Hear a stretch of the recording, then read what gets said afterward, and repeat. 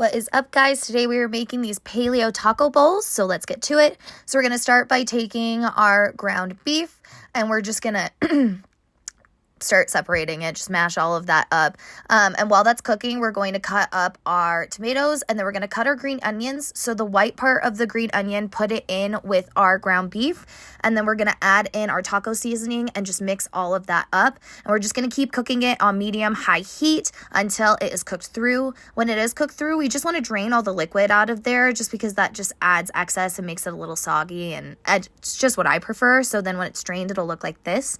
And then we're going to add our paleo barbecue sauce to it. I'll put which one I use. I found it at the grocery store. It was super easy. And then we're just going to mix all of that up so the barbecue sauce is combined. Once all of that is combined, we're ready to start building our bowl. So we're just going to put in our shredded lettuce. I just buy shredded lettuce already shredded from the store. And then we're going to measure out our ground beef. We're going to add in our diced tomato. We're going to add in our avocado.